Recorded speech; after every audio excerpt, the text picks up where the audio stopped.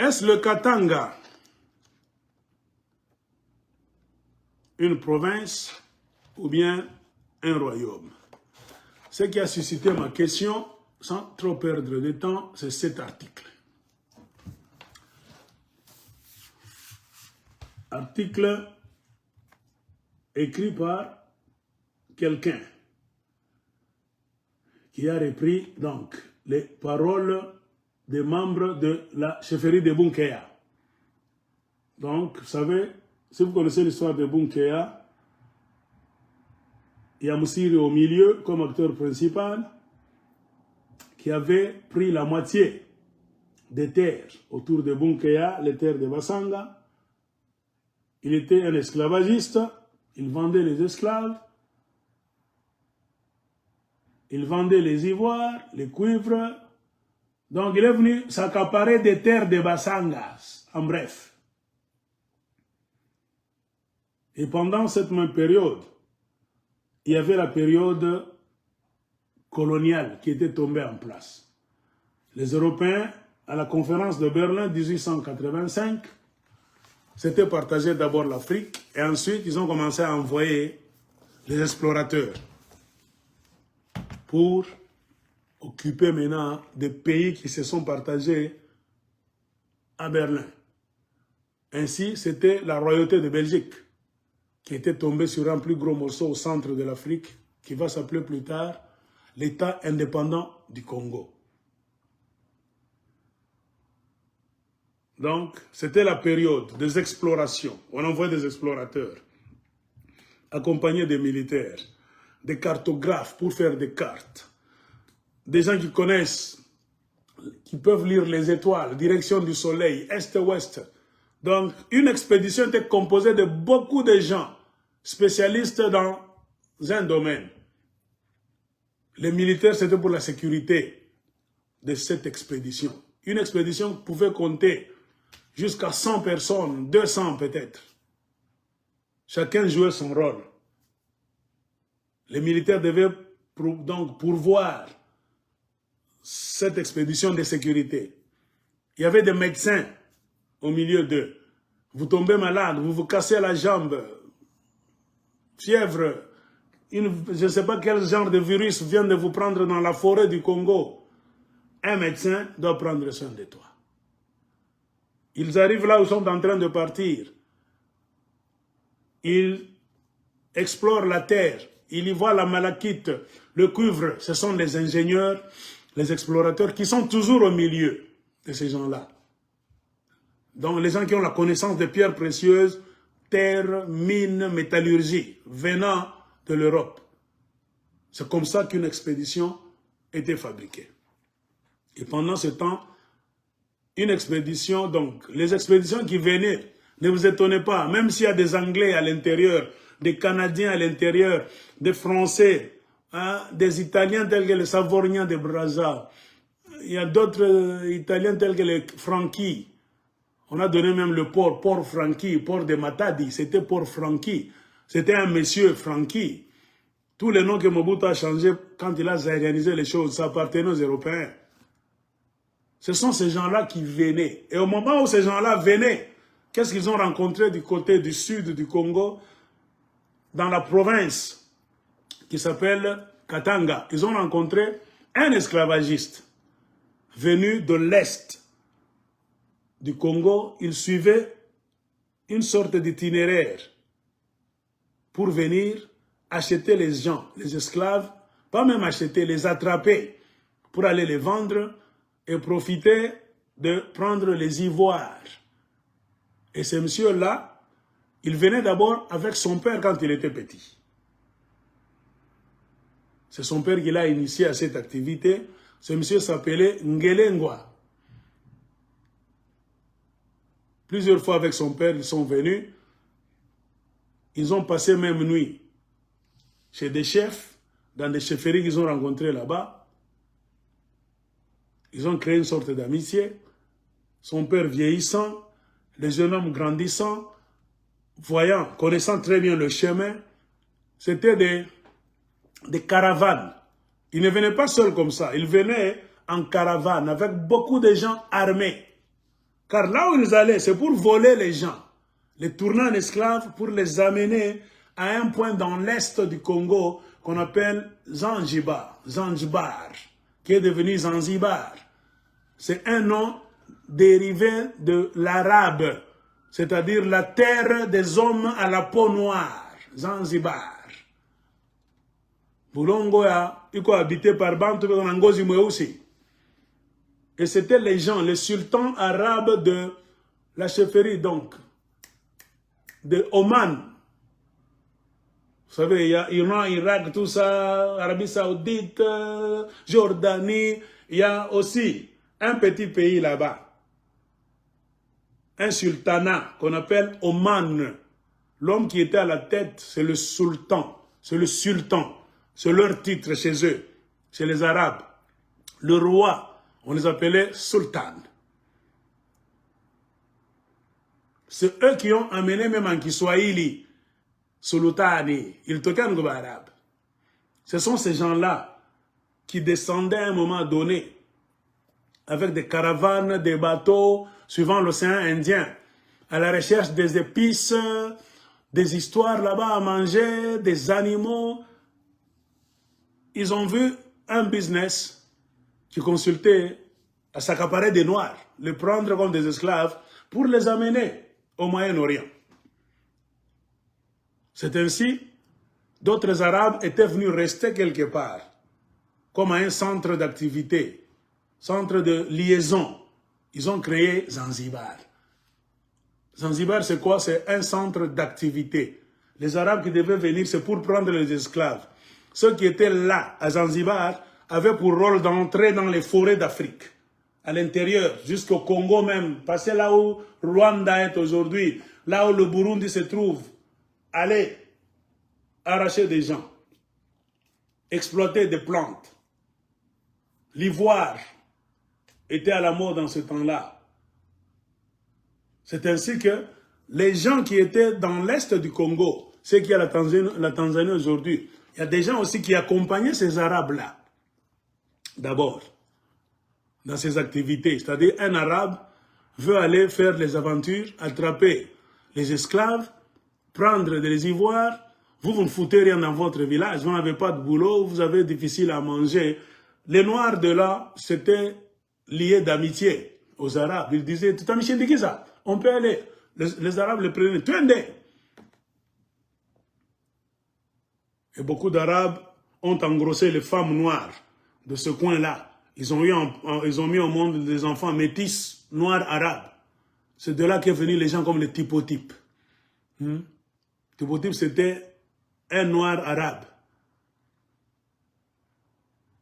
C'est dans cette foulée-là de voyages pour chercher de l'ivoire. Ce qui amenait ces gens-là jusqu'au centre du Congo, côté Katanga aujourd'hui, c'était d'abord l'ivoire et ensuite des gens qui iraient travailler chez les Arabes. Et les gens venaient d'une tribu qu'on appelle Basumbwa. Et dans leur jargon, un chasseur d'éléphants s'appelle Muyeke. Leur tribu c'est Basumbwa, mais parce qu'ils allaient quelque part là, à l'intérieur de l'Afrique, là où se trouve le Katanga aujourd'hui, pour tuer les éléphants, s'approprier l'ivoire et amener chez les Arabes pour qu'on amène ça dans le sultanat d'Oman. Ces chasseurs-là qui allaient dans les forêts de ce qui est devenu le Katanga par après, dans leur langue, on les appelait les Bayeks. Ainsi, l'un d'eux était jeune, il venait avec son père. Il passait nuit chez des chefs qu'ils ont rencontrés là. Son père a vieilli, il a laissé ses activités, lui maintenant a grandi. Il était né à proximité, aux alentours de 1830, et quand il a grandi aux alentours de 1850, maintenant il a commencé à travailler dans son propre compte. Parce qu'il est maintenant Mutumzima, un homme, connaissant très bien les royaumes et les chefferies, là où son père l'a mené, là où ils achetaient des choses, là où ils kidnappaient les gens. Il a une idée de l'endroit. Là où comment c'est riche. Il y a du cuivre maintenant. Il y a des malachites. Il avait maintenant planifié d'aller s'accaparer des terres. Il s'était préparé sérieusement pour revenir maintenant faire une grande aventure. Ainsi, il a dit aux gens de chez lui, les Basumba, allons maintenant, avec pour idée de mettre à genoux les chefs coutumiers de là, ces royaumes-là, prendre les royaumes et les chefferies, les subjuguer, les dominer, les remplacer. Pas remplacer les gens, non. Remplacer la tête de ces royaumes-là, les gérer par la force, tourner ces royaumes et ces chefferies-là en grand centre d'exploitation. Là où les gens sont à l'intérieur, on peut aller vendre certains d'entre eux. Les autres, on va les faire travailler dans les mines de cuivre, les mines de malachite, aller dans la forêt, chasser les éléphants pour nous donc transporter de l'ivoire, et nous, les Basumba, on va amener là où se trouve Zanzibar aujourd'hui, chez nos frères, nos amis arabes. Les Arabes allaient prendre ça, acheter et amener dans le sultanat d'Oman. Ainsi, ce monsieur est venu, et avec le temps, il s'est imposé. Pourquoi? Sa relation avec les Arabes a fait qu'il a eu accès à des carabines et à la poudre à canon. Ce que nos ancêtres n'avaient pas à l'intérieur de nos villages, nos royaumes et même nos empires. Ils se battaient avec des flèches et des lances quand il y a guerre. Point barre. C'est pour cela que ceux qui étaient venus, les Basumba, venus de ce qui est la Tanzanie aujourd'hui, l'avantage qu'ils avaient sur nos ancêtres, c'est qu'eux s'étaient exposés très tôt aux Arabes. Ainsi, les Arabes qui venaient les utiliser en échangeant les histoires qu'ils apportaient là-bas à Zanzibar pour que les Arabes puissent les amener au Moyen-Orient. Les Arabes venaient avec la poudre à canon et des mousquets, des carabines. Quand ils ont maintenant décidé de venir mettre à genoux nos rois et nos chefs, ils sont venus maintenant en conquérant, bien décidés à venir rester et s'accaparer des terres de nos ancêtres. Ainsi, un homme était au milieu de cette histoire. Maintenant devenu grand, il s'appelait toujours Ngelengwa, deuxième fils de son père. Il est allé chez le chef Katanga. Le chef Katanga le connaissait très bien. Oh, tu as grandi, hein? Le chef Katanga se souvient quand il venait avec son père, il était jeune. Il s'est assis là-bas. Il a tué le chef Katanga. Première tentative pour prendre la chefferie de Katanga. Les gens de Katanga ont su que c'est ce monsieur, Musumbwa, Mukuyakuya, qui a tué notre chef. Les gens sont sortis, ils ont chassé Moussiri avec ces gens, ils ont fui. Ils sont allés chez Mpande. Mpande était un peu vieux, aveugle, il les a accueillis, ils l'ont joué un tour, ils l'ont mis de côté. Ils ont pris sa royauté, sa chefferie. Ils se sont même distribués les filles de Mpande, les femmes là.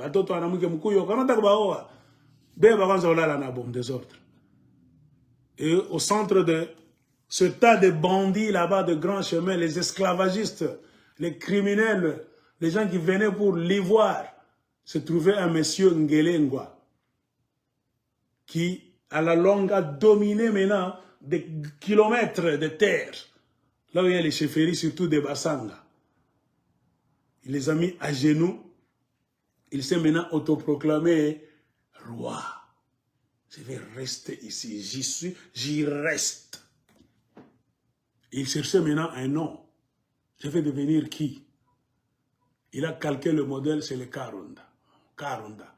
Parce qu'en ce temps-là, il y avait les gens de Montayave qui avaient aussi des terres là-bas, dans la même contrée, qui s'appelait les Mouchides. Lui aussi est devenu Mouchide.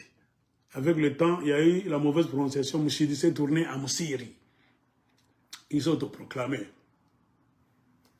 Parce que chez eux, d'où ils étaient venus, un roi, on l'appelait Moami. Moami, c'est-à-dire roi. Mais il cherchait un nom spécial. Il a trouvé un nom qui s'appelle Mouchidi, devenu Moussiri par après.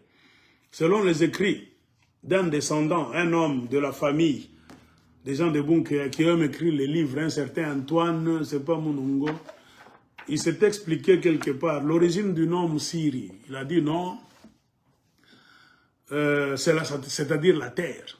Cette thèse a été réfutée par beaucoup d'écrivains qui ont dit non, ça ne signifie jamais terre. C'est un titre de Kazembe Runda là-bas. Ils ont encore essayé quelque part d'expliquer que non, Moussiri cherchait un nom là-bas qui allait rester comme une marque déposée. Ainsi il s'est crié Moussiri un jour. Et c'est devenu son nom. Donc, des explications là-bas, difficiles à comprendre. Ce qui est vrai, c'est le Messie qui est devenu Moussiri. Il s'est accaparé des terres de nos ancêtres, surtout les Bassanga. C'est pendant cette période, quand il a mis à genoux les Bassanga et les Balamba de cet endroit-là, pendant une vingtaine d'années déjà, ils allaient vers 30 ans, que les expéditions des Occidentaux entraient maintenant en Afrique, après la conférence de Berlin, pour aussi prendre les terres qu'ils se sont partagées à la conférence de Berlin. C'est ainsi Moussiri, l'occupant, lui aussi, a fait face maintenant aux autres occupants européens qui venaient aussi occuper des terres de la même manière que lui, Moussiri, les a occupés avant eux. Ainsi, c'était le combat de deux occupants. Le premier occupant ne voulait pas lâcher les terres qu'il venait de s'accaparer par force en tournant les Bassanga de là et même leurs chefs comme des esclaves qui travaillaient pour lui. Il s'était autoproclamé roi là-bas. C'est-à-dire, les Européens devaient venir lui parler, lui, pour qu'il puisse laisser les Blancs mettre le drapeau de l'État indépendant du Congo. Lui refusait. Ce sont mes terres. Un voleur volé. C'était le problème. Alors tout ce qui s'était passé là-bas, quoi qu'on va nous dire, les explications peuvent changer, ça dépend de qui explique. La vérité la plus simple, c'est-à-dire un premier voleur, voyant le deuxième voleur, qui viennent lui prendre les mêmes histoires qu'il venait de voler. Qu'est-ce qu'on nous dit? C'est le voleur, le premier voleur, qui pleure beaucoup. Il va appeler les autres venus, il oublie que lui aussi c'était un voleur. Ainsi on venait lui dire d'effacer son royaume. Il commençait déjà à créer un royaume imaginaire, avec un nom de chez lui, les Basumba, qu'il a appelé Garengaze. Garengaze, c'est le nom d'un clan. Ils sont des Basumba dans leur tribu. À l'intérieur de ces Basumba-là, il y a un clan de Wagalangasa. Alors, Nidjina clan Yabo. Il voulait laisser une marque déposée sur le sol du Katanga. Donc, changer le Katanga en Wagalangasa, Garengaze. Il faut comprendre ça comme ça. Ainsi, les Blancs sont venus lui arracher le morceau de terre. Ils se sont battus, on a coupé sa tête par les Occidentaux. On lui a arraché des terres. Comme ils étaient moins nombreux, ils parlaient Kiyeke sur la terre des Bassanga. Ils ont créé leur QG là-bas. Les Bassanga étaient là, entourés cet homme-là comme des travailleurs. C'est les Bassanga là qui ont donné tous les travaux. Allez peser quelque chose, allez peser, allez faire ça, donnez ça. Ainsi, on exploitait même les mines là-bas par les Bassanga. Les contremaîtres avec les fouets à la main, les carabines, c'était les Basumbwa venus de la Tanzanie. Donc, ils ont exploité les Bassanga. Les Bassanga voulaient se révolter plusieurs fois. Et plusieurs fois, on les tuait. On tuait les têtes là qui voulaient faire une révolution pour réclamer leur terre. C'était comme ça. Et pendant une période, les Blancs sont venus, soi-disant chercher la paix, pour que maintenant Moussiri puisse leur rendre le territoire. Moussiri aussi a dit, c'est mon butin de guerre. Je l'ai pris et je ne vais jamais vous lâcher, vous laisser ça. Les Blancs ont dit, tu dois laisser ça de gré ou de force. Ainsi, ils l'ont tué. Ils ont coupé la tête, qu'ils ont mis à un morceau de branche pointue, qu'ils ont fait circuler partout. Les gens de Msiri ont tué aussi le Blanc qui avait tiré sur Msiri. Et l'homme qui a tiré sur le Blanc a aussi été tiré. Ainsi, on a enterré le corps de Msiri sans la tête. Quelque part là-bas, ça existe jusqu'aujourd'hui, à l'endroit là où on appelle Bunkea.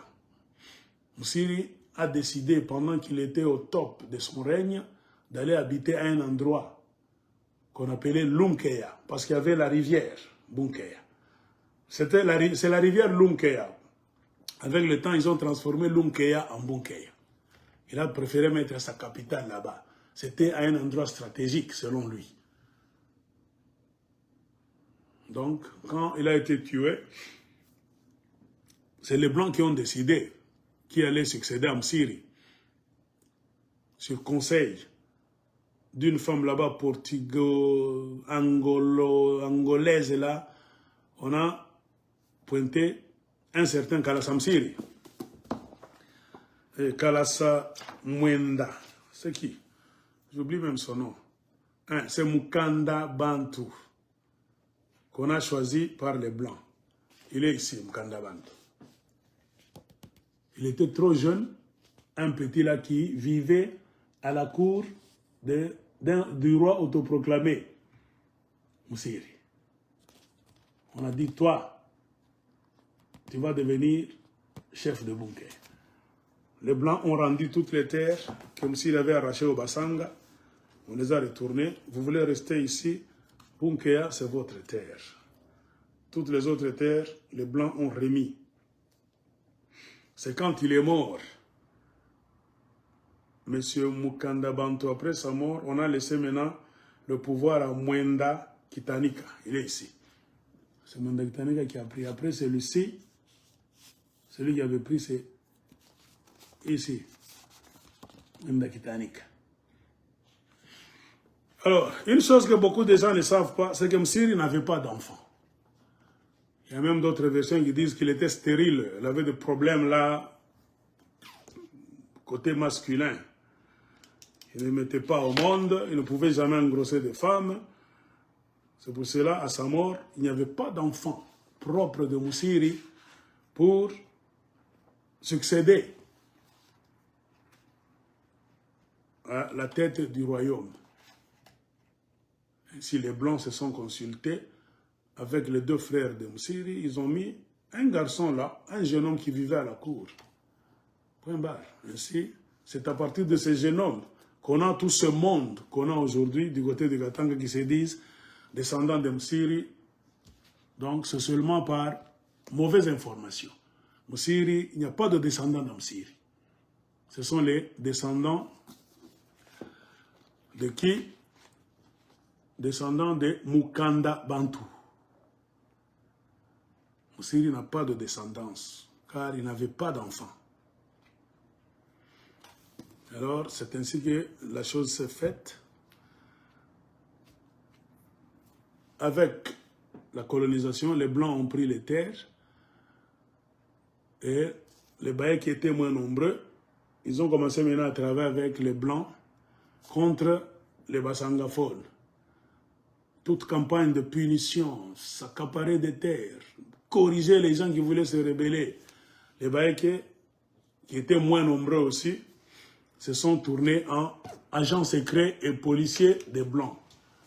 C'est ainsi, ils ont discipliné, ils ont fait tuer beaucoup de Bassanga Et pour avoir rendu ce service aux Belges, les Belges les ont payés.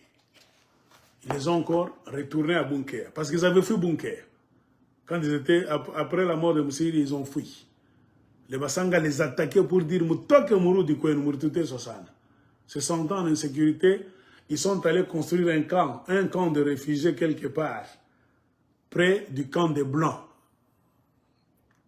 pour chercher secours. Ainsi, par association des occupants, est née une idée de travailler ensemble.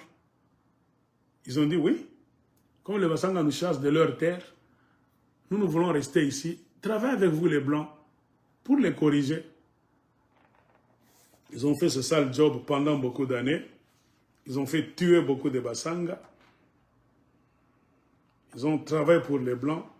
Ainsi, les Blancs les ont retournés encore sur Bunkea, d'où ils avaient fui. Et les Blancs les ont aidés à prendre quelques terres de Bassanga qu'on a arrachées au Bassanga pour donner en guise de remerciement, cadeau au Baeke pour service rendu à l'État indépendant du Congo. Vous nous avez aidé à tuer les Bassanga, à les maîtriser. Ainsi, nous allons vous donner des terres. Ainsi, ils leur ont donné des terres. Je vais lire quelques 2 ou 3 paragraphes avant de passer à autre chose. C'est un livre écrit par Hugues Legros, chasseur d'ivoire. Chasseur d'ivoire, vous vous souvenez ce que je vous avais dit? Mouyeke, c'est-à-dire chasseur d'éléphants. Il venait chercher l'ivoire. Donc un Mouyeke, c'est un chasseur d'ivoire. Je vais vous lire quelque chose. La mort de Moussiri, qu'est-ce qui s'était passé? C'est ce qui m'intéresse. Pour vous faire voir, de 145. Vous devez connaître ce qui se passe dans votre province, cher Katangé. Parce que ce que vous êtes en train de vivre aujourd'hui, avec l'ignorance, vous pouvez pactiser avec les ennemis, croyant que ce sont vos amis. Les gens viennent avec des mensonges en tant que Katangé, des légendes pour vous tromper, pointer d'autres tribus qui avancent Babaï, alors que bon Babaï. Donc, on crée des idéologies au Katanga, des philosophies, on embarque tout le monde dans cette histoire. Il faut qu'on lise avant d'orthoga Bakarunda Bartoga Bakachoga Orthoga Balobakato Orthoga Baeki Orthoga. Et tu vas voir la crise politique du côté du Katanga na Tokea Kawapi Zaidi. Pourquoi tu ne pas d'indépendance? Il y a 3 ans, Bleksa Bantunyanganya. Comment Mkatanga mnakuwa paka ba traître? Comment Bakatange atusemage langage moya? Nani anaendaka kutuchongea kwa bazungu? Nani anaendaka kutuchongea kwa Kinshasa? Ma question tunapaswa anza kujiuliza. Normalement, mwenye bulongo yake ndio anapendaka kwa indépendant. Propriétaire de la terre de ses ancêtres a toujours aimé l'indépendance. Mais quelqu'un qui vit sur une terre qui n'est pas la sienne, il s'en fout de votre indépendance. Je le vois très très zaidi.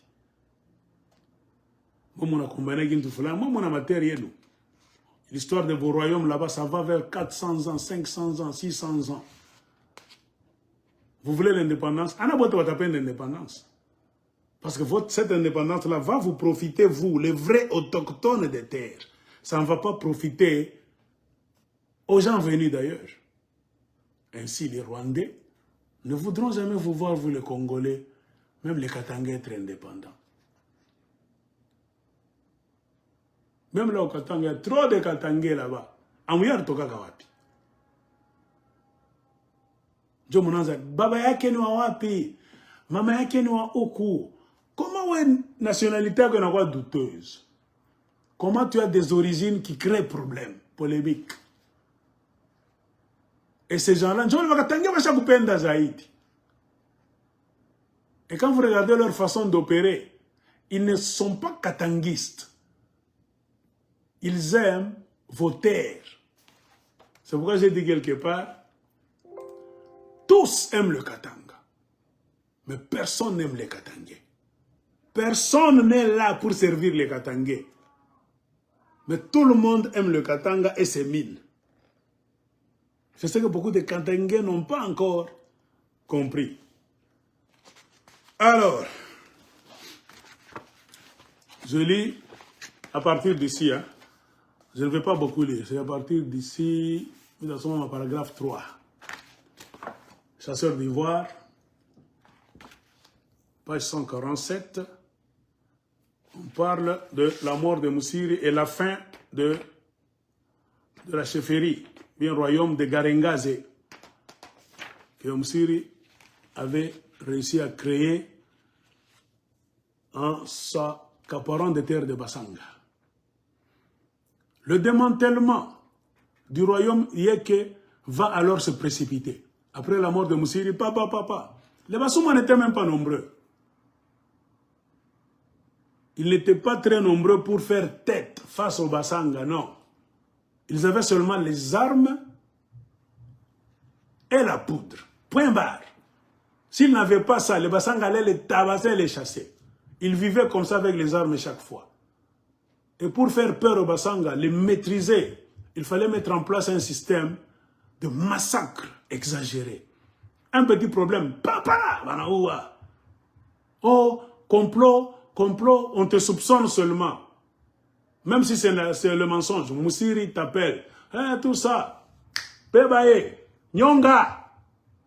On te pend sur la place publique. Donc, Tonga Kisumu, Kata Kichwa. Tout ça, c'était pour créer la peur dans les Bassanga propriétaires des terres. Tout ça que je vous dis, c'est écrit ici. Moussiri tué par plaisir. Il peut organiser une fête là-bas. Mukuna kuria, mukuna kunya, tout ça. Anafika tout. Anashika mwakuwa. Ankuna kintu, il n'y a pas de raison valable. Je ne mens pas. Lisez ce livre. C'est pourquoi on appelle Moussiri l'homme rouge. Roi de Garengazé, l'homme rouge du Katanga. Pourquoi on l'appelle l'homme rouge? Rouge comme le sang. Yekuwa ne rwani kamchezo. Atafurahi kisha kipande anashika mwakuwa. Wewe, walisema wanafanya réunion contre mimi. Hapana baba, mimi. Bamba kamata, nyonga. Alikuwa na bantu yake deja paka pale wakunyangula. Anda na wewe. Kata, bangutonga mukuki, wow. Kama ni kata. Bantu walikuwa na vivre muboka. Et il collectionnait les têtes des gens coupés. C'est ce qui faisait l'enclos du QG là où il vivait à Bunkeya. Son enclos était composé de branches d'arbres pointus. Par Tchongola, on a mis machette pointues. Hein? On a fait des pointes là-bas avec des machettes pour faire les branches qui constituaient l'enclos de son QG. Et au-dessus des pointes là-bas, on y mettait des têtes des gens que Moussiri parvenait à faire tuer. Et ce spectacle-là créait la psychose, la peur chez les gens à qui il venait d'arracher les terres, les Bassanga. Donc chaque fois que maman a pita pale moboto mona shikabuka. Ukipime kusema batakuwa. Ukipime kufanya batakuwa. Les Bassanga étaient tellement traumatisés, ils pensaient que Moussiri était Dieu. Ils savaient tout. Même si tu penses même négativement de Moussiri, on va le savoir. Même pas une causerie, les gens ne pouvaient même pas parler. Moussiri va le savoir. C'était la terreur rouge de cet endroit là-bas qu'on a appelé Katanga par les Belges. Pourquoi Katanga? C'est parce qu'on avait découvert le cuivre sur le chef Katanga. J'ai expliqué ça. Voyons maintenant ce qui s'était passé après la décapitation de Moussiri. Le démantèlement du royaume de Baeke s'est précipité rapidement. Dès janvier 1892, Mukanda Bantou et les chefs autochtones, les chefs de Bassanga, qui étaient auparavant sous domination de Yeke, font acte de soumission à l'expédition de M. Sters, qui était le commandant envoyé par la royauté de Belgique. Et M. Sters a rendu la liberté à tous les chefs autochtones de la région. Tous les chefs que Moussiri avait réussi à mettre sous ses bottes par la terreur, en s'emparant de leurs terres et de leur royauté, on leur a rendu tout. Leur chefferie, leur grade, retournez chez vous.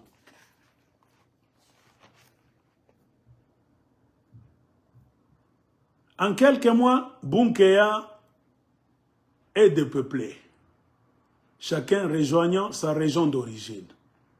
Imaginez, Moussiri meurt, on rend les terres de Bassanga. En quelques mois seulement, Bunkea est resté vide. Parce que les gens ont quitté Bunkea. C'est-à-dire quoi? Ceux qui peuplaient Bunkea, ce n'étaient pas les gens venus de la Tanzanie, les Basumba, non. C'était les Bassanga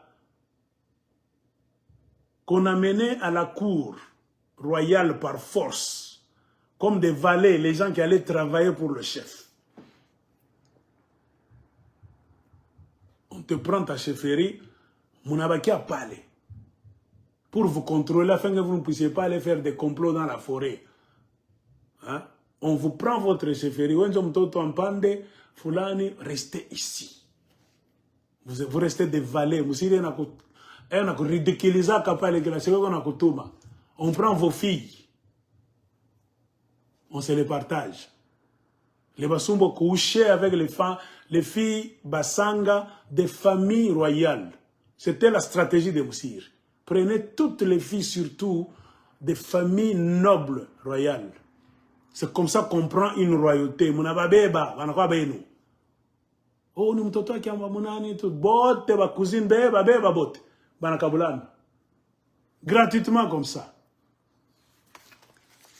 C'est pour cela Bunkea s'était vidé parce que tout le monde est retourné vers ses terres d'origine. Alors, il n'y reste bientôt plus que Mukanda Bantu et une poignée de Yeke. Vide. Seulement Mukanda Bantu et une poignée de Yeke. Oui. Il y a des écrits ici, tu vois. Je venais de lire ici, une poignée de Yeke.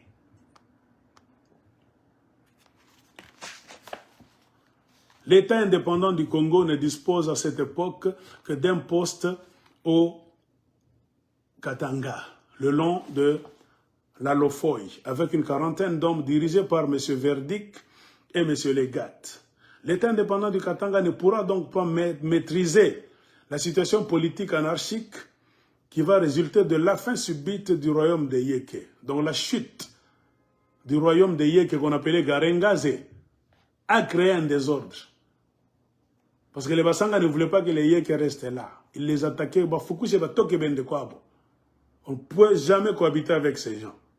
Au centre de l'ancien État, le petit État que venait de se créer Moussiri, les populations sangaphones qui ont le plus directement souffert de la domination Yeke se montrent de plus en plus hostiles à la présence de ceux-ci à Bunkea et à la création du poste de l'État indépendant du Congo.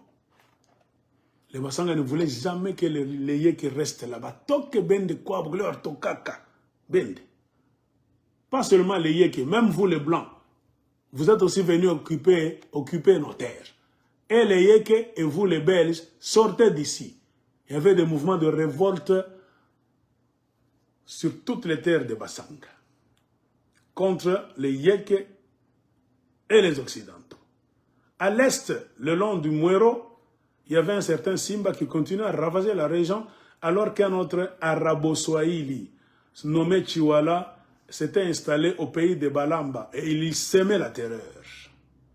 Mukanda Bantu et les Baeke étaient obligés de déserter Bunkea et de s'installer et d'installer un nouveau village à Litupisha, à proximité du poste de l'État indépendant du Congo, afin de se placer sous sa protection.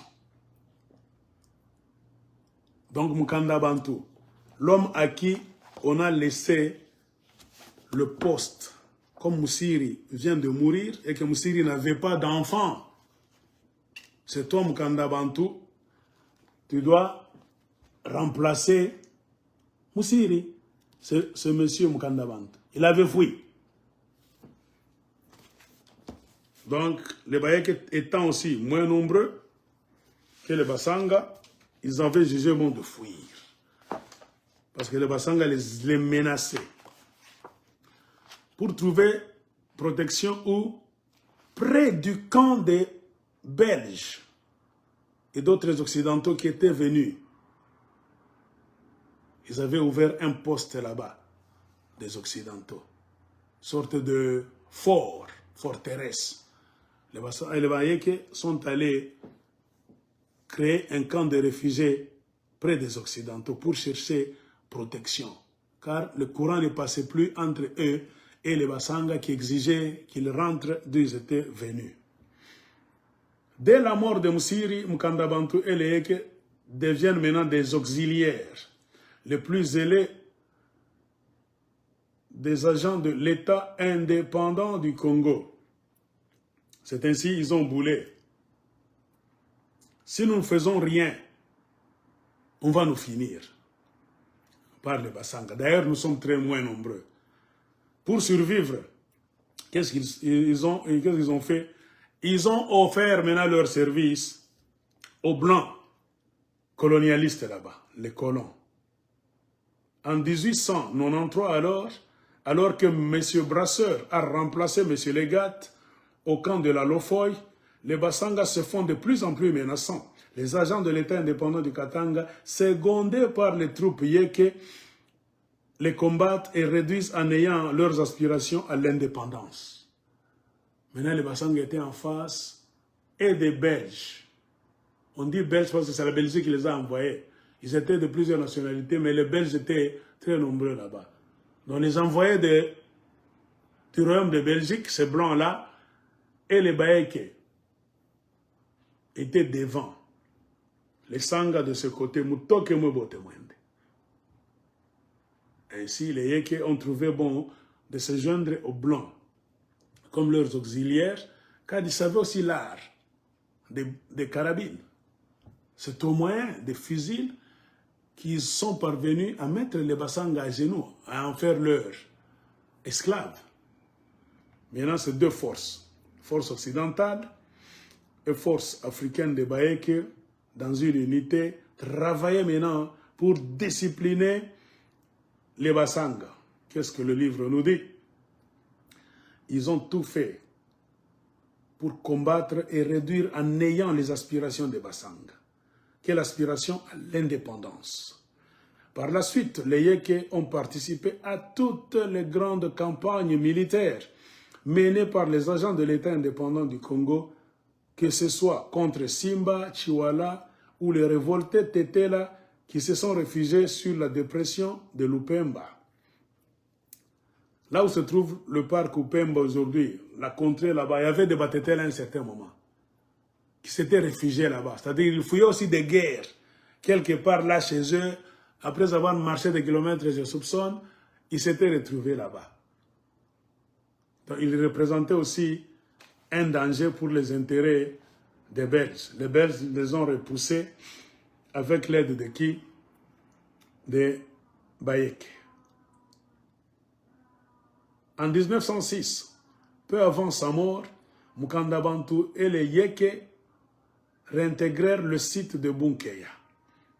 Donc, en 1906, quelques mois avant que ce Mukanda Bantu, qui a remplacé Moussiri, ne puisse mourir, les Bayeke qui avaient fui Bunkeya tous sont revenus sur le site de Bunkeya encore. Ils ont réintégré Bunkeya. Comment, vous allez me poser la question?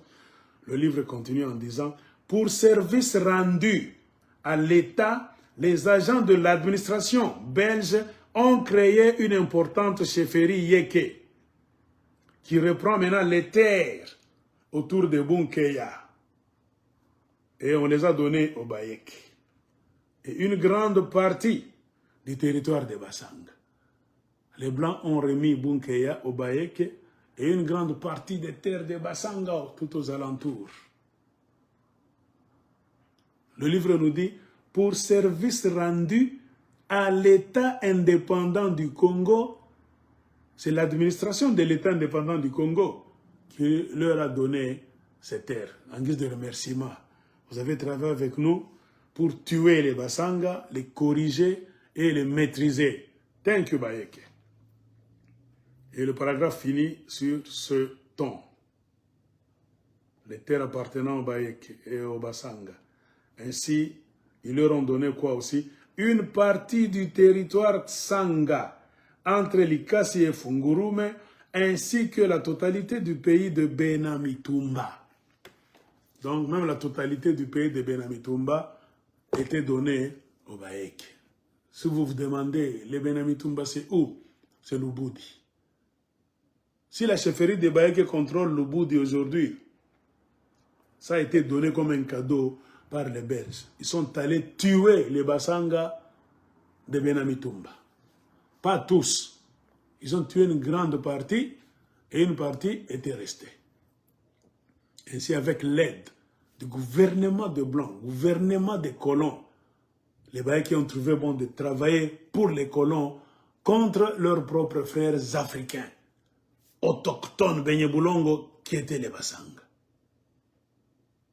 Ainsi, ils étaient des collaborateurs des Belges et ils ont commencé à travailler ensemble. Alors une personne pareille, quand maintenant on nous raconte aujourd'hui des histoires, oh les Bayekis se sont battus pour l'indépendance du Katanga, mais toi tu es malade. Qui devait se battre pour l'indépendance du Katanga? Un Mouyeke ou bien un Moussanga? Un Mouyeke c'est un conquérant. Donc quand l'indépendance est venue, quand les Lumumba ont commencé à se battre, vous comprenez? Les gens comme les Lumumba sont venus pour chercher l'indépendance du Congo. Les Bayekis ne cherchaient pas l'indépendance. Les Bayekis avaient peur. Le peu de Bayekis là, qui étaient restés du côté du Katanga, ils avaient peur. Car l'indépendance signifierait quoi? Le départ des Belges. Les Belges allaient les laisser seuls. Tu vois? Leurs protecteurs allaient quitter, rentrer en Europe, et eux, les Bayekis, allaient rester seuls. Ainsi, ils ont mis en place un système d'infiltration des Bassanga. Ils ont infiltré la tribu des Bassanga pour se cacher. Ils étaient maintenant comme des agents secrets. Et comme leur langue était disparue, tous parlaient maintenant le Kisanga. Ainsi, les Bassanga ont envahi les Bayekis. Ils étaient maintenant comme des taupes.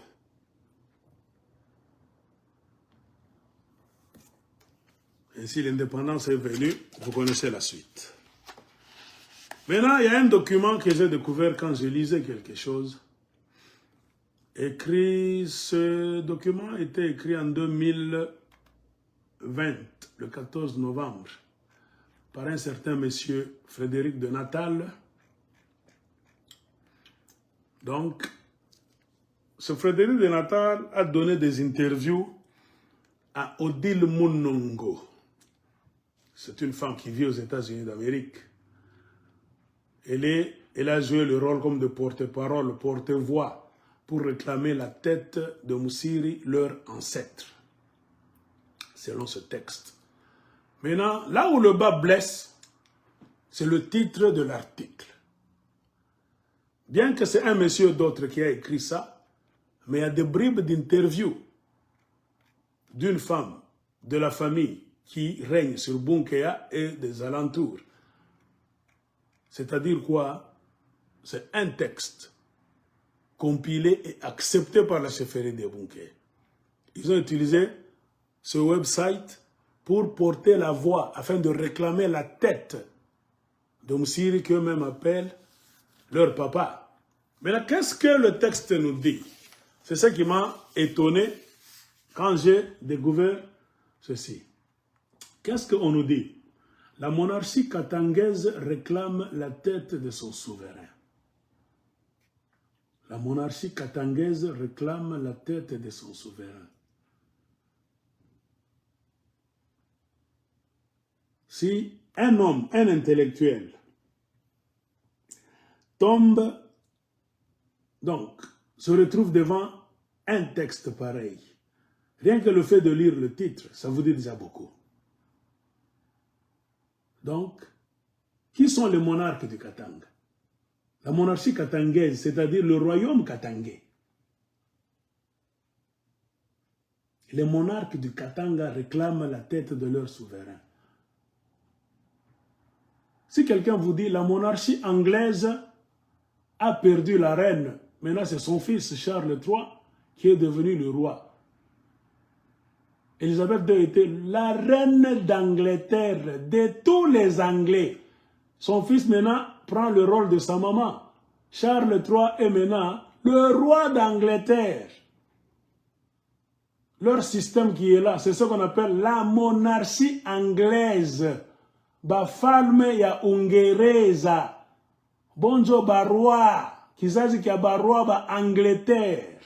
Et quand quelqu'un nous écrit un texte qui dit la monarchie katangaise réclame la tête de son souverain, ça revient à dire quoi? Si tu as étudié la dissertation à l'école, très bien.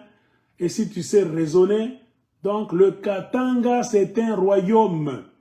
Benye Katanga yabo, bale barwa ya Katanga bana réclamer kichwa kia babu yabo. Le diable se cache dans les détails. Pourquoi les Blancs évoluent? Les Blancs lisent avec attention. Les Blancs tournent et retournent des écrits et des idées qu'ils lisent. Ce n'est pas le hasard. Je pense qu'un Katangais normal, intellectuel, devant ce texte, tu dois te poser 1001 questions. C'est comme pour vous dire, le Katanga, ce n'est pas une province. Le Katanga, c'est un royaume. Ceux qui ont écrit ce texte, est-ce par hasard, par accident? Tu ne peux jamais répéter une même expression 2, 3, 4 fois dans un texte, dans un article, si c'est un hasard, si c'est un hasard. Si quelqu'un reprend la même expression, monarchie katangaise, 2 fois, 3 fois, 4 fois dans un texte, vous n'allez pas nous dire que c'est le hasard. C'est-à-dire, c'est ça même la pensée des gens de Bunkeya. Les gens de Bunkeya pensent que c'est eux les monarques du Katanga, c'est eux la famille, la première famille du Katanga. Donc le chef de Bunkeya, c'est lui le roi du Katanga. Katanga ni yabo. Kama mutikiage mkiswahili, tunamiambia. Si vous ne parlez pas Swahili, bato ya Bunkeya bakanisa keke Katanga eza royaume na bango. Rien qu'en lisant ce texte, moi je ne sais pas qui peut me contredire. J'ai fait en Swahili, ça a rencontré beaucoup de gens qui m'ont dit « Aigle, reviens avec ça en français » pour que les autres frères et sœurs congolais puissent lire et comprendre ce que tu disais en Swahili, parce que tous les Congolais ne parlent pas Swahili.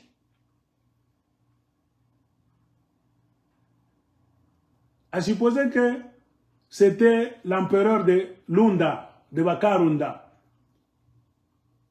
qui s'était retrouvé à la place de Msiri, et que par exemple, on lui a coupé une jambe pendant qu'il s'est disputé avec les Belges qui étaient venus prendre les terres qu'il avait réussi à prendre au Bassanga, par exemple. Par exemple, ils ont tué le moine Tayava de Karunda. On l'a enterré quelque part sur le Karunda avec une jambe qui manque. Et que les Karunda écrivent « La monarchie katangaise réclame la jambe de leur souverain ». Qu'est-ce que les autres Katangais, en lisant ce titre-là, allaient penser? Ils allaient penser à quoi? C'est-à-dire les Karunda se prennent pour les rois, même les empereurs du Katanga. C'est-à-dire Katanga ni yabo, Katanga eza ya bango. C'est ce que les gens allaient dire. De la même manière que les gens allaient dire à tout celui de n'importe quelle tribu, quelle chefferie, quelle royauté du Katanga allait écrire des articles en s'autoproclamant que lui, sa monarchie, c'est ça la monarchie katangaise. De la même manière avec les gens de Bunkeya, le fait d'écrire le texte qui est devant vous, ça montre quoi? L'idée cachée derrière les mécanismes des conquérants, des conquistadors qui ont toujours animé la chefferie de Bunkea. Quoi que l'on puisse dire, les gens de Bunkea nous prennent, nous tous les Katangais, comme leurs vassaux, comme leurs agents. Bantuyabo, comme leurs serviteurs. Le Katanga dans lequel nous vivons, nous tous. Katanga ni tout Katanga, Katanga. Aina yenu. Benye Katanga webeko pale. Et c'est un document écrit par un certain Frédéric qui a compilé les déclarations d'une fille de Bunkea, Odile Munongo. Odile Munongo, c'est une grande femme. Elle n'est pas enfant de moins de 18 ans. C'est-à-dire, tout ce qui est écrit ici, elle sait de quoi elle parlait. Quand Odile Munongo parle de la monarchie katangaise, ana mtoto kiloko. Ana jobile unasema. C'est-à-dire, ces gens de Bunkea se présentent à l'extérieur, que c'est eux, les rois de tous les Katanga. La famille de Bunkea, c'est la famille royale de tous les Katangais. Vous tous les Katangais avec vos chefferies, vos royaumes, vos empires là-bas, vous pouvez raconter les histoires de Kachokwe, de Karunda, hein, de Balubakata et Buluba Ebukata. Vous pouvez vous raconter les histoires de Balamba, Balomotwa. Ce qui est le grand Katanga, vous n'êtes rien. Savez-vous, sachez que ceux qui vous dirigent, ceux qui vous représentent à l'extérieur, c'est la famille Munongo. Ils se sont déjà accaparés, ils se sont déjà donné le titre que c'est eux les monarques du Katanga. Katanga fungula macho. Bana Katanga bo fungula misu nabino. Nous nous disons, ne nous dites pas demain que l'aigle ne nous avait pas dit. Si vous avez maintenant cette connaissance, vous allez comprendre maintenant les enjeux politiques qui se font, qui sont en train de se faire au Katanga aujourd'hui. Mon peuple périt par manque de connaissances. Cet article nous dit quoi? Je ne peux pas tout lire.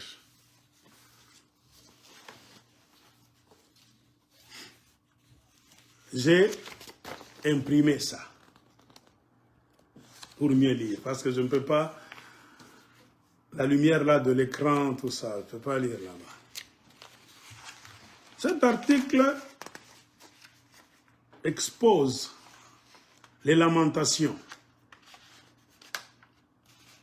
d'un membre de la famille Munongo, qui s'appelle Odile, qui s'était entretenu avec l'auteur de cet article.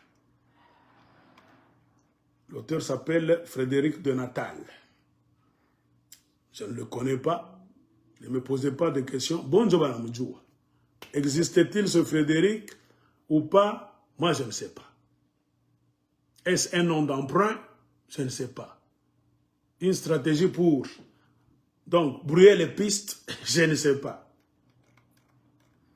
Et le site web, qu'est-ce que ça nous dit? C'est, il y a l'accueil, il y a les activités royales, il y a des princes engagés, il y a des interviews, il y a la presse et il y a qui suis-je.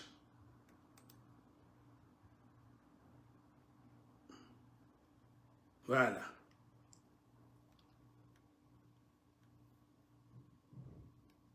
Voilà. Voilà, Frédéric de Natal est ici.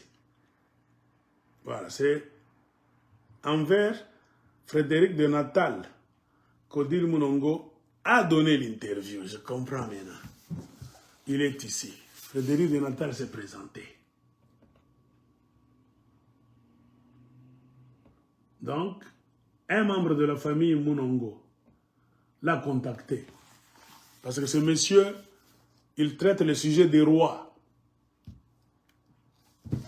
Il peut convoyer votre message en tant que famille royale. Ainsi, un membre de la famille de Bunkea l'a côtoyé et lui a dit des choses. Le plus grand sujet, c'était quoi? De faire parvenir le message au roi des Belges que la Belgique détient encore la tête de Msiri et que les gens de Bounkéa, nous appelons c'est la chefferie tout simplement. C'est la chefferie de Bounkéa. Ce n'est pas même un royaume, grand chef, tout ça, ce sont les ambitions. Ils ont des ambitions tellement démesurées de prendre le Katanga, de le contrôler, tel que Msiri, le Mkuyakuya le faisait. En lisant des articles pareils, c'est quand un Katanga, vous devez maintenant, les Katanga, vous devez ouvrir les yeux. Savoir avec qui vous vivez.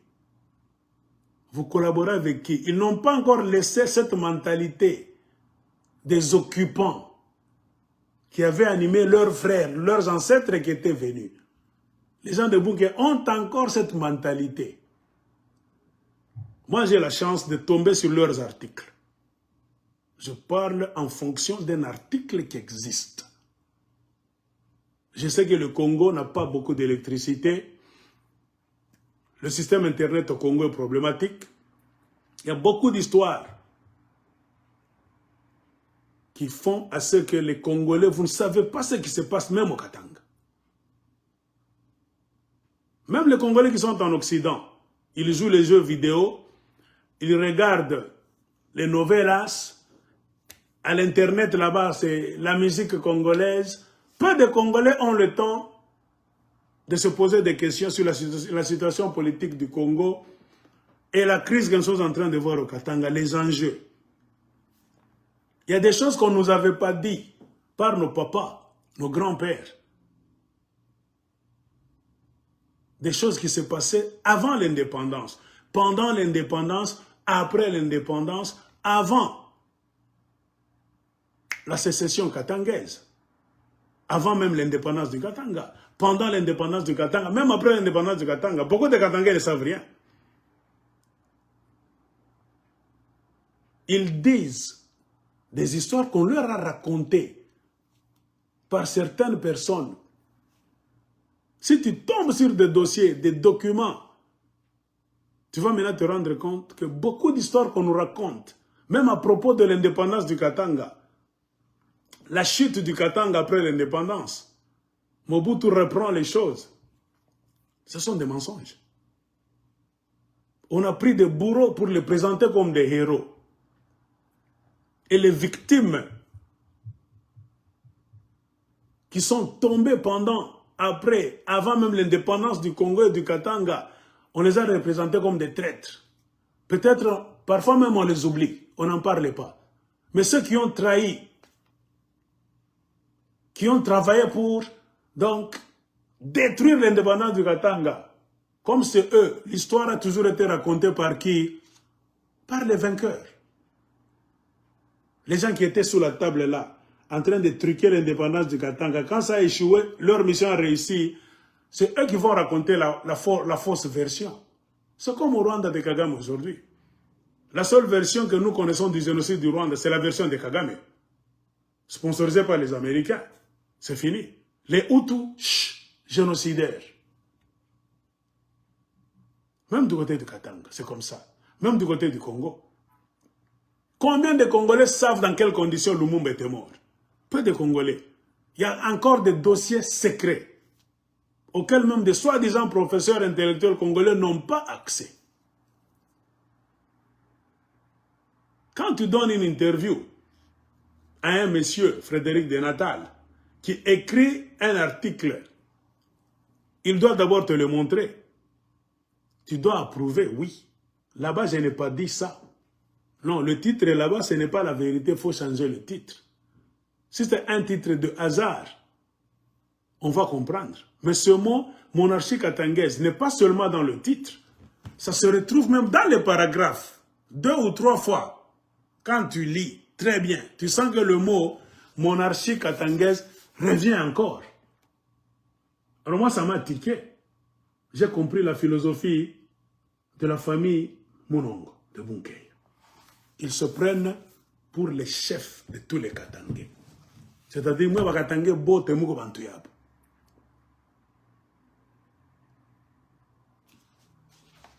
L'article est ici. J'ai photocopié ça. Je ne vais pas tout lire.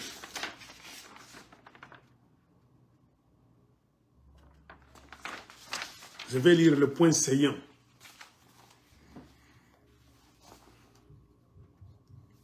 Mais quand nous regardons les musées européens qui regorgent d'œuvres d'art africains, le moment est venu pour retourner à chaque tribu ce qui a été pris. Au nom de toute ma famille, quelqu'un dit au nom de toute ma famille. Et la personne qui parle, si vous lisez très bien, vous allez trouver c'est Odile Monongo. C'est elle qui avait parlé pour qu'on puisse publier. Car ce website, ce site web, est tenu par ce monsieur Frédéric de Natal qui s'y connaît, qui peut prendre votre article et l'amener en Belgique, quelque part. Et ça va parvenir même à la famille royale de Belgique. C'est pour cela qu'ils ont cherché que ce monsieur puisse prendre leurs préoccupations, les mettre par écrit, et les Belges, haut placés, vont savoir de quoi il est question. Ce n'est pas une histoire de cachet. Odile Monongo est ici. Donc sa photo est là. Ce monsieur ne pouvait jamais voler la photo d'Odile Monongo. Non. C'est-à-dire, elle lui a donné sa photo. Donc, quand vous essayez de... Attendons. Si nous essayons de remettre la page à la normale, ok, retour. Vous voyez la miniature, elle est ici. Hein? Quand vous faites le retour ici, pas, parce que mon laptop est tactile, tu vois. C'est ça l'article. Il est là. Photo à miniature. Donc, c'est au milieu de l'article qui est déjà écrit. Hein? Donc, vous comprenez. C'est comme ça. Quand vous tapez comme ça, vous pouvez agrandir, tu vois. Beaucoup de gens ne savent pas qu'un article pareil existe. Là où les gens de la famille Monongo sont en train de se présenter à l'extérieur, devant la communauté internationale, que c'est eux les monarques du Katanga. Donc le Katanga, c'est leur propriété.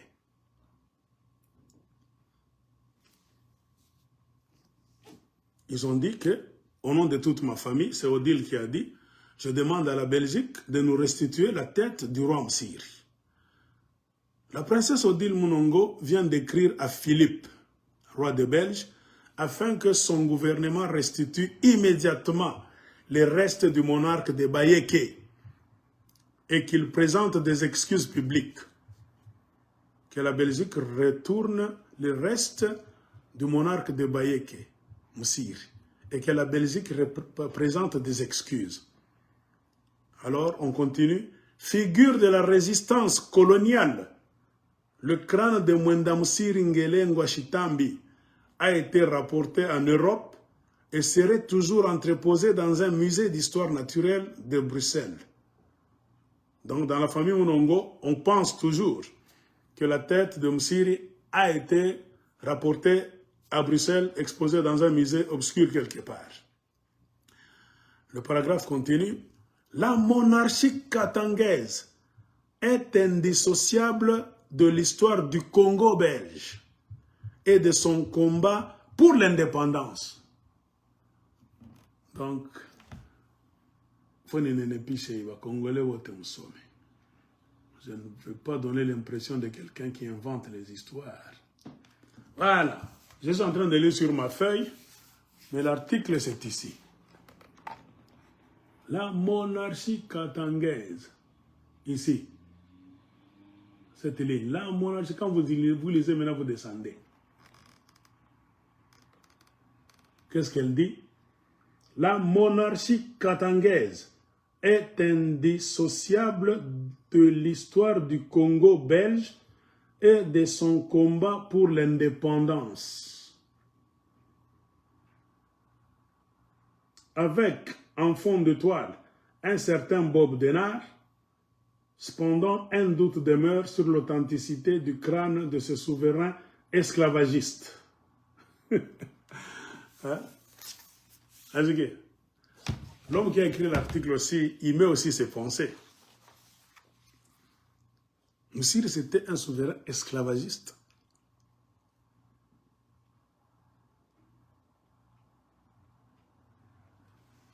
Alors, je continue rapidement. Je vous ai dit, je ne vais pas tout lire. Quelques traits pour vous donner l'ambiance aussi.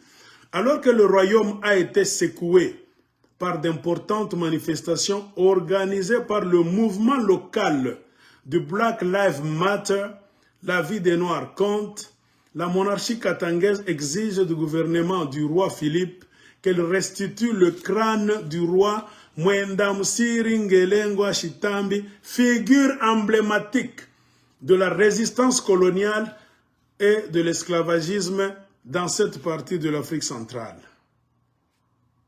Il y a eu un mouvement des Noirs dans le monde entier qu'on appelle Black Lives Matter.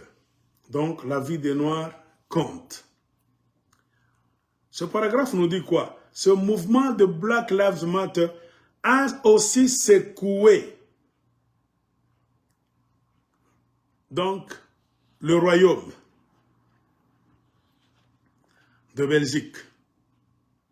C'est ainsi que la monarchie katangaise profite aussi pour exiger au roi Philippe de restituer le crâne de Moussiri. Ils ont présenté Moussiri comme une figure de la résistance coloniale. Moussiri n'a pas résisté pour que les colonialistes ne puissent pas coloniser les Katangais, non. Lui, il était d'abord colonialiste lui aussi. Lui, il était esclavagiste, tueur, colonialiste. Il n'a pas résisté pour sauver les Bassanga, non. Il a résisté contre les Belges, les expéditions des Belges. C'est pour protéger son butin de guerre, sa proie. C'est lui le premier colonialiste. Il s'est accaparé par force. Les Bassanga ne lui ont jamais donné donc leur terre. De cœur joie, non. Il les a arrachés avec l'arme à la main. Il a tué beaucoup de gens. Ce n'était que des signes de sang. C'est pour cela que son QG était entouré de têtes coupées au pic, là-bas. C'est de cette façon qu'il a réussi à subjuguer les Bassanga, à garder leur terre qu'il avait prise par force. Et par malchance pour lui, c'est pendant cette période-là que les colons aussi européens entraient en Afrique maintenant pour s'accaparer des terres. Et en entrant du côté du Katanga, Moussiri a vu que ces gens sont venus lui prendre des terres. Moussiri s'est battu. Il a résisté, non pas dans une guerre, non. Il n'y avait pas de guerre, soit disant que les Belges étaient là, lui il était ici courageux là-bas, deux armées se battent, non. Il était assis dans son véranda, avec ses multiples femmes et beaucoup d'enfants là, Basumba de la Tanzanie qui étaient là en train de causer. On l'appelait comme ça, viens, qu'on puisse signer des pactes. Et parmi les pactes qu'il fallait signer, laisse-nous ces terres pour qu'on puisse monter le drapeau de l'État indépendant du Congo. Point barre. Il refusait. C'est-à-dire, c'est tout à fait normal. Pourquoi s'il refusait? Toutes les forêts de Bassanga, là où il y avait des éléphants, tout l'ivoire lui appartenait. Toutes les terres de Bassanga, là où il y avait des carrières de malachite et de cuivre, lui appartenaient. Toutes les personnes qui vivaient là-bas, c'était ses propriétés privées. Quand vous lisez des livres tels que celui-ci, on vous dit que Moussiri a fait sa puissance et sa fortune sur 3 éléments. Ivoire, cuivre, les êtres humains. Il vendait et l'ivoire, et le cuivre, et des êtres vivants. S'il ne te tue pas, on t'amène dans des caravanes pour te vendre chez les Arabes. C'était un climat de peur. En voyant maintenant les Européens venir, il a voulu se battre en parole seulement. Il n'y avait même pas eu de combat rangé, non. Ça c'était un mensonge. Oh, il a résisté contre le colonialisme, non. Lui, il était d'abord un colon. Il était encore pire esclavagiste. Parce que les Européens qui venaient là-bas n'étaient pas esclavagistes. Les Européens qui étaient venus n'étaient pas esclavagistes, ils étaient des colonialistes. Car la donne avait déjà changé dans le monde entier. On avait défendu l'esclavagisme dans le monde entier depuis 1848. En 1848, on avait défendu l'esclavagisme dans le monde. Mais Moussiri continue à pratiquer l'esclavagisme. Il était toujours en communication avec Tanzanie de Basumbwa, là où il amenait les marchandises. On lui amenait donc de l'argent et des choses de valeur qui venaient de chez les Arabes. Des tissus, des bottes, encens, poudre à canon, de nouvelles carabines, tout ça. En échange de quoi? Du cuivre de Basanga, malachite de Basanga, l'ivoire de Basanga, les êtres humains des familles de Basanga. Les familles de Basanga ont perdu des gens, hommes, femmes et enfants, parce que Moussiri et ces gens les ont vendus. Moussiri, c'est un exploitant, il est venu exploiter. Ce n'était pas cette terre pour dire il s'est battu pour contre la colonisation. Non. Il se battait pour préserver son butin que venait lui prendre par une puissance plus puissante que lui, qui sont les Occidentaux. Ce combat-là, ça ne regardait en rien les Katangais, les Basanga, non. C'était le combat de deux voleurs, deux conquérants, deux conquistadors. Personne n'a fait ce cafouillage là-bas pour sauver les Katangais, non. Tout le monde voulait les occuper. Mais la Moussiri était devant un fait, devant les plus grands occupants, devant les occupants plus puissants que lui. C'est ça la vérité que nous devons donner à nos enfants et à nos petits-enfants comme cours. Maintenant, les deux occupants sont en train de se chamailler pour qu'on puisse retourner la tête de Moussiri. Ça, c'est leur problème privé. Ce n'est pas un problème de Katanga. La tête de Moussiri, on s'en fout. En tant que Katangais, on s'en fichissime. Ce n'est pas notre business. On n'en a pas besoin. Il a fait souffrir nos ancêtres. Alors, quoi encore? Ici, on parle comment Moussiri avait la stratégie de prendre en mariage beaucoup de femmes des tribus voisines afin de mieux espionner ses rivaux. Le Katanga regorgeait de cuivre et attisait la convoitise des Européens qui négociaient des traités avec lui. Les Européens ne sont jamais venus négocier des traités avec Moussiri. Car Moussiri n'était pas propriétaire de ces terres-là. C'était un occupant. Les Blancs s'étaient informés très bien. Les Blancs ont négocié des traités avec des vrais chefs katangais. Pourquoi les autres chefs n'étaient pas tués? Posez-vous cette question. Les Blancs sont arrivés partout. Ils ont rencontré plus ou moins 450 quelques chefs coutumiers. Ils ont signé des traités. Ils ont parlé dans des langues que nos chefs comprenaient, ne comprenaient pas. Nos chefs n'écrivaient pas. On prenait leurs doigts, on plonge dans l'encre sur le document des Belges. On plonge le doigt de votre chef dans l'encre comme ça, empreinte digitale. C'est-à-dire, votre roi a signé, votre chef coutumier a signé, votre empereur, c'est le Bakarunda, c'était l'empire Lunda. L'empereur de Karunda a signé. C'est ainsi qu'on a tranché un grand morceau de son empire. C'est resté en Zambie. Les Britanniques ont pris une partie. Les Portugais ont pris une autre partie de l'empire Runda qui est resté où? En Angola. On n'a jamais tué le chef de Karunda, jamais. Partout les Belges sont passés. Tout le monde a dit, pas de problème. Du côté du Katanga, inspecté. Et puis le Katanga, ce n'est pas seulement là où Moussiri était avec les Basanga, non. La province du Katanga, c'est un grand morceau de terre. Il y avait des Balubakat là-dedans, les Karunda, tout ça, tout ça, tout ça. Pourquoi chez ces gens-là, on n'a pas tué de leur chef coutumier? C'était seulement le combat de Moussir. Moussir était un occupant. Tout cet endroit là-bas, il l'avait surnommé Garengaze, comme je vous avais dit. Il aimait le cuivre qui était là, la malachite, et les êtres humains qu'il allait vendre. Qu'est-ce que les Blancs eux-mêmes disent? C'est quelle royauté? Puisqu'aujourd'hui, on a tendance à nous dire par les gens de Bunkeya de nous présenter Moussiri comme un grand roi. Non, ce n'était pas un grand roi de tous les Katanga, comme le roi de Bakarunda. Non, Moussiri ne pouvait même pas comparer avec l'empire Lunda, avec l'empereur de Lunda, non, qui était un grand, un véritable chef de chefs, Mouine Mangand. Non.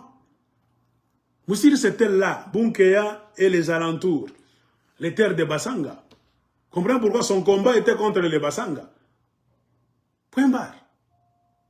Il a essayé de se battre contre les Karunda, les Balubakat, parce qu'il y avait le mouvement donc de trade. Les gens voyageaient pour aller faire des échanges, parfois prendre aussi des terres. Donc s'ils se rencontrent sur une même trajectoire, là-bas, il y avait des combats. Mais comme s'il avait des carabines, plusieurs fois il a repoussé sur son chemin les Balubakat et les Karunda de Kazembe. Ça, nous reconnaissons. Comment est-ce qu'on décrit sa royauté? Par les Belges eux-mêmes. Ils ont dit quoi? C'est Léopold II qui avait pris la décision. Il a chargé un mercenaire, le capitaine William Grant Stairs. Ce William Grant Stairs a travaillé pour le roi des Belges de 1863 à 1892. L'année à laquelle on a tué Moussir. Il a été recommandé par l'explorateur Henry Morton Stanley pour soumettre cette royauté tribale. La royauté de Moussir, ce n'était pas une royauté grandiose, non. Katanga a beaucoup de tribus. Le Katanga a beaucoup de langues. Si les gens de Bunkeya se considèrent comme les chefs des Katangais, hein, comme eux-mêmes, sont en train de se présenter à l'insu des autres Katangais en dehors du Katanga, hein, comme une monarchie katangaise, ils allaient avoir beaucoup de gens de beaucoup de tribus. Et l'histoire ne vous dira jamais que Moussir a mis les Karunda à genoux, les Tchoko étaient à genoux, hein, les Balubakat étaient à genoux, les Balamba tous étaient à genoux, toutes les tribus là du Katanga, vous pouvez compter. Non. Son combat était contre les Basanga seulement. Et les terres environnantes à plusieurs kilomètres, là où vivaient les Basanga, c'était les terres des Basanga, des peuples sangaphones. C'est pour cela que même les Blancs eux-mêmes ont dit, quelle royauté il avait? Non, Moussir n'avait rien, à part Bunkeya et les terres des autres. C'est une royauté tribale. Ils ont écrit ici, cette royauté tribale. Les Kakalokoto. Ainsi, quelque part, il y a quoi maintenant? L'histoire de... Quand je vous dis que Moussiri n'avait pas d'enfant, il est mort comme ça. Il n'y avait pas de remplaçant pour le remplacer, car il n'avait pas d'enfant. C'est pour cela qu'on a choisi quelqu'un qui n'est même pas son descendant. L'un des fils qui vivait dans les parages là-bas, les commandos qu'il envoyait dans des missions suicides. On a choisi l'un d'eux. Toi, tu deviens le successeur de Moussir. C'est le Mkanda Bantu. Hein? Celui-ci, Mkanda Bantu. On l'a choisi seulement par la mission des Belges là-bas. Vous pouvez nier, même dans cet article c'est écrit, quand on parle du conflit qui existait entre Godefroy Munongo Kifeki aussi, vous devez le savoir, hein, chers Katangais surtout, et vous les Congolais. Il y avait un grand combat.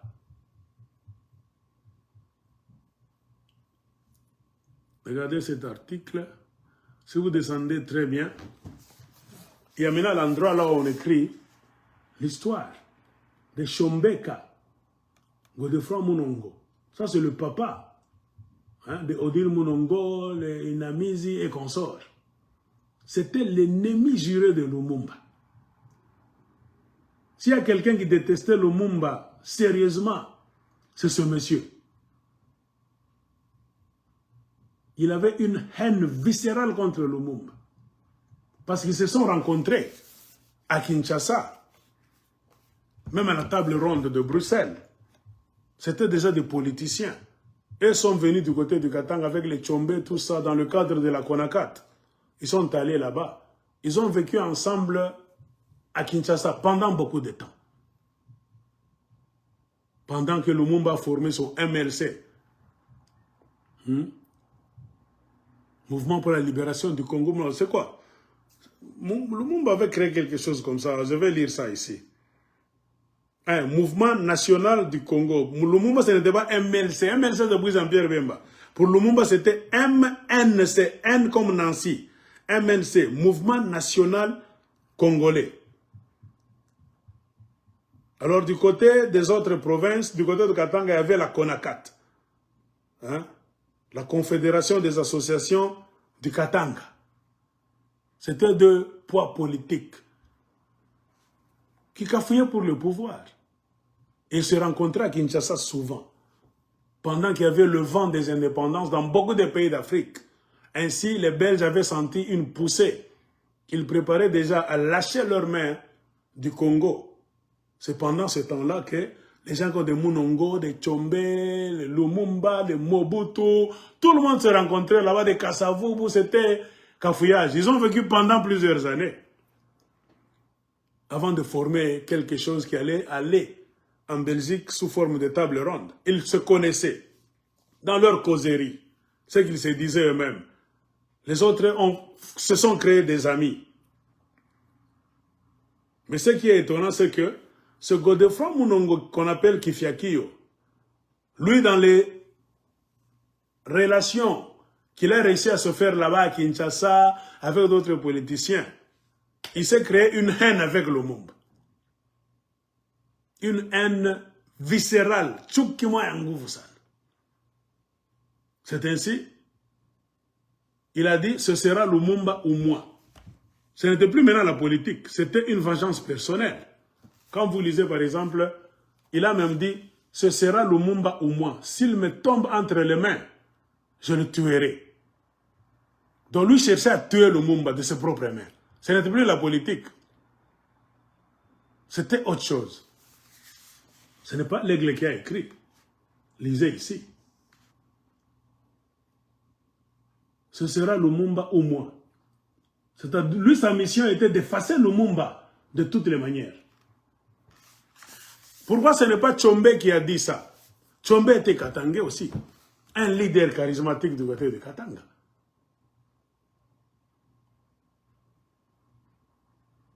Lisez tout. Vous n'allez jamais trouver un endroit là où Tchombe dit « Moi j'ai envie de tuer Lumumba ». C'était seulement ce Munongo.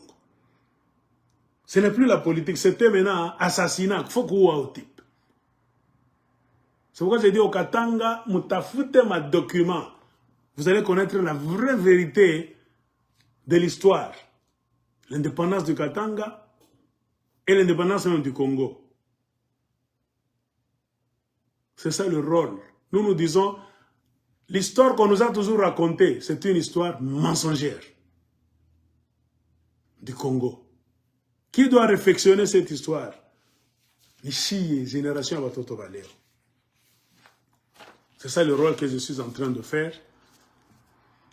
Ainsi comme j'ai dit, je ne vais pas vous lire Bituyaming. Alors, ce que vous devez retenir, quand je vous dis que Moussiri n'avait pas d'enfant, ceux qui l'ont remplacé, c'est toujours dans la série de Lumumba au moins. Voilà. Lisons 5 phrases. Ce sera Lumumba ou moi. Je mets ça au commencement, là où ça dit ce sera Lumumba au moins. Si vous lisez très bien, 2, 3, troisième phrase. Je commence par le commencement, mais troisième ligne, vous allez voir que ce que l'aigle vous dit, je ne vous mens pas. Moussiri n'avait pas d'enfant. Je commence. Ce sera Lumumba ou moi. S'il me tombe entre les mains, je le tuerai.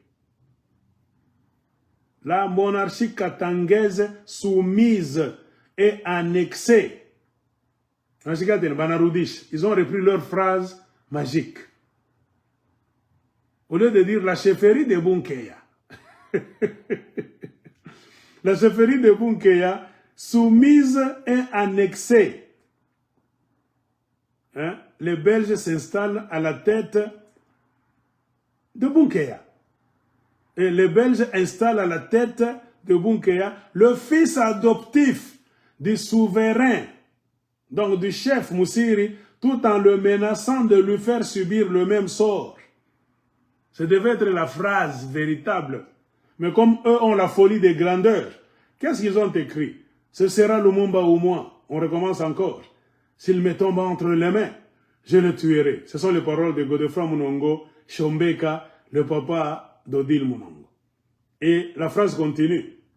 La monarchie katangaise soumise et annexée, les Belges installent à la tête du royaume le fils adoptif du souverain tout en le menaçant de lui faire subir le même sort. Donc ici, d'abord, c'est la preuve que je vous donne que Moussiri n'avait pas d'enfant. On a mis à la tête un fils adoptif de Moussiri. Une preuve scientifique. Même dans leur propre article, eux-mêmes reconnaissent qu'après la mort de Moussiri, il n'y avait personne de sa lignée qui n'existait pas. Moussiri avait 2 frères. Et les frères de Moussiri étaient là. Ils sont allés même prendre le corps pour l'enterrer. Ils n'avaient pas pris le pouvoir. Donc pris les commandes de Bunkeya. Bunkeya, c'était une chefferie. C'est eux-mêmes qui agrandissent ça. Royaume. Moussiri était un grand roi. Non, c'était une chefferie. Tout court. Même jusqu'à aujourd'hui, c'est une chefferie. C'est la folie des grandeurs. Tellement ils veulent agrandir tout. C'est pour cela qu'ils débordent même pour dire que le Katanga leur appartient. C'est ce que les Katangais ne savent pas. Vous êtes avec ces gens-là en politique, chaque fois.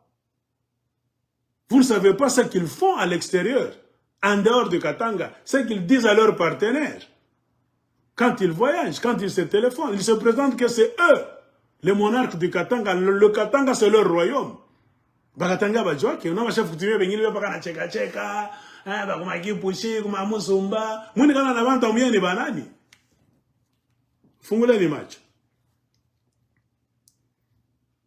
Et si vous lisez, vous allez maintenant comprendre. Ils étaient déjà en connexion avec le royaume de Belgique avant même l'indépendance.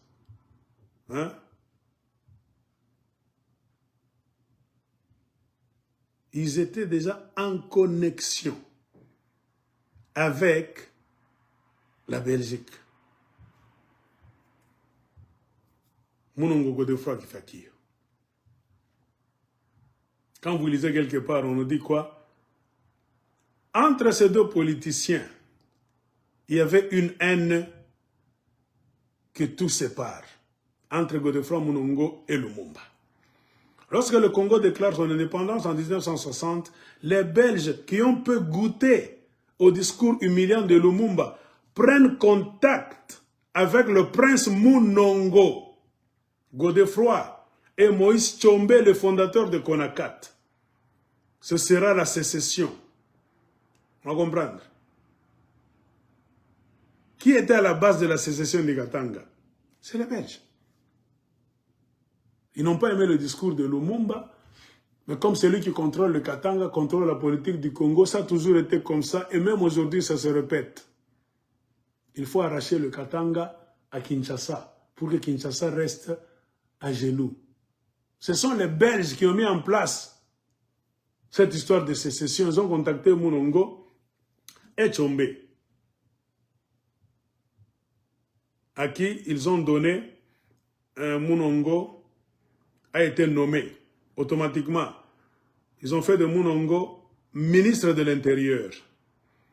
Et il a reçu un soutien inattendu de la France, qui lui envoie une compagnie de mercenaires déjà.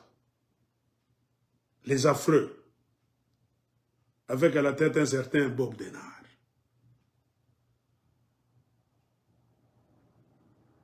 L'indépendance du Katanga va durer 3 ans, suffisamment pour plonger le pays dans une guerre civile. Tout ce que les Belges cherchaient, c'était pour plonger le Congo dans une guerre civile. C'est pourquoi je dis, naïe indépendance à Katanga moune dans un bio. Faites attention. Tout la chamblan là en ligne. Amoujou n'a que derrière. N'a n'a peine de pas quoi indépendance. C'est pour la paix, vous avez bénéficié de l'indépendance, ou bien de ma manigance, ça veut dire que vous 60. Vous croyez que moi, j'ai une indépendance. Combien de Belges ont créé Manini, mon laboratoire est français, pendant tout le monde mercenaire. Déjà pour l'état des ordres, coucou et guerre civile. On vous utilise d'abord, vous, pour paralyser Kinshasa, et le Katanga a réussi à paralyser Kinshasa. L'argent ne sort plus du Katanga, Kinshasa était par terre, économiquement. Car les Belges voulaient contrôler tout le Congo. Il fallait d'abord faire agenouiller Kinshasa en arrachant le Katanga pendant 3 ans. Kinshasa et Nanguka, Lumumba a été arrêté. Tu comprends pourquoi? Quand on a arrêté Lumumba, il fallait le faire passer par où? Kisangani, Kinshasa, même au Kasaï. Il y a quelqu'un qui m'a dit là un document. Lumumba était passé au Kasaï, on ne parlait pas. Barmupitishaka au Kasaï. Devant Kalonjidi Tunga et Jonas Munkamba, qui n'aimaient pas aussi les Batete là. Eux avaient dit à Konagé Totafanya, parce que les yeux de Lumumba étaient déjà troués. Après l'étape du Kasaï, Madame Leto Katanga Sasa. Est-ce que c'était utile d'amener Lumumba au Katanga? Ce n'était pas utile. Parce que Mobutu était sponsorisé par les Belges. Mobutu a fait le coup d'État en arrêtant Lumumba, qui a aidé à ce que Mobutu puisse arrêter Lumumba. Ce sont les mêmes Belges. Pourquoi ne pas prendre Lumumba, le faire partir par avion de Kinshasa à Bruxelles, ou bien le tuer là à Kinshasa Bélé-Chapal? Il fallait l'amener au Katanga. Il voulait créer un désordre sur le plan international. Le fait de montrer que Lumumba est au Katanga, c'est pour dire ce sont les Katangais qui l'ont tué. Or, les Katangais ne veulent pas se mêler des histoires du Congo. Ça va donner une raison pour d'autres personnes, même les Batete là, les Kassaïens, d'attaquer les Katangais. Car tout ce qu'eux faisaient, c'est quoi? Mélanger les histoires. Il n'y avait pas de moyen de communication en ce temps-là. Beaucoup de gens ne savaient pas qui fait quoi. C'était pour voir le Katanga être haï par d'autres Congolais. Et ce langage existe jusqu'à aujourd'hui. Or, ceux qui étaient dans un deal, Côte Franc Mounongo était là. Tchombe est devenu président. Les timbres étaient déjà là. L'argent était... Qui a imprimé l'argent? Les Belges. Hein? C'était tellement rapide. Pourquoi? C'était secondé par la France et la Belgique. Comme pour vous dire quoi? La France était toujours là. Même si elle ne se fait pas montrer, la France a toujours été derrière les catastrophes du Congo. Vous parlez des Belges seulement. Mais qu'est-ce qu'on vous dit ici? Ah, ce sera maintenant la sécession du Katanga. Godefroid Mounongo est nommé ministre de l'Intérieur et reçoit un soutien inattendu de la France qui lui envoie une compagnie de mercenaires qu'on appelle les affreux, avec un certain Bob Denard à la tête. L'indépendance du Katanga va durer 3 ans. Suffisamment pour faire quoi d'abord? L'objectif c'était pour plonger le Congo dans une guerre civile tout simplement. Ce n'était pas pour que les Katangais soient indépendants, non. Du Congo, tu crées guerre civile. C'est-à-dire les Blancs ne nous aiment pas.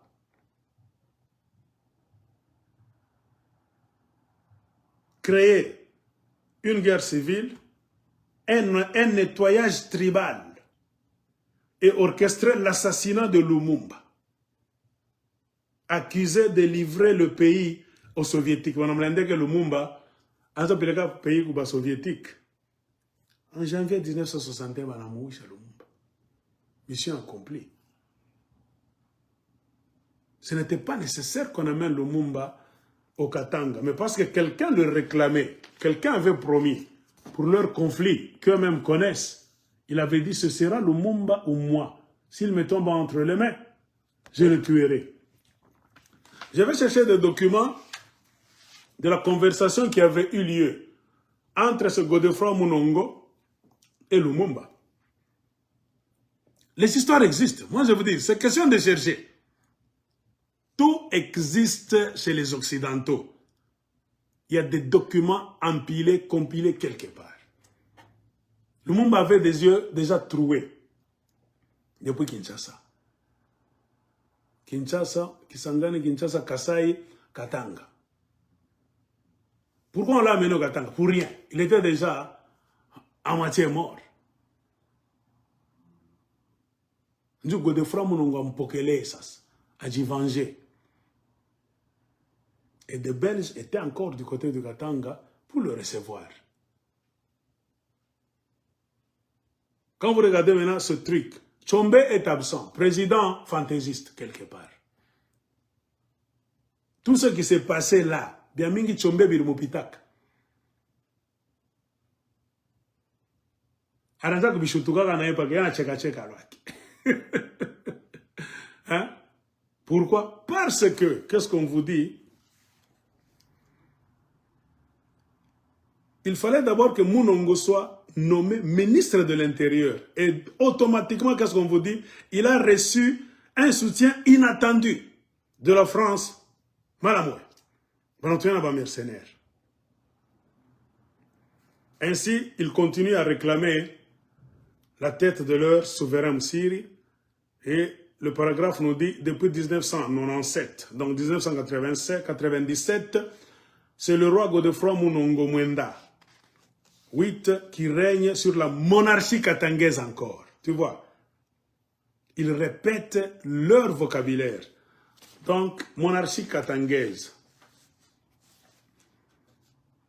Donc, eux se présentent à l'extérieur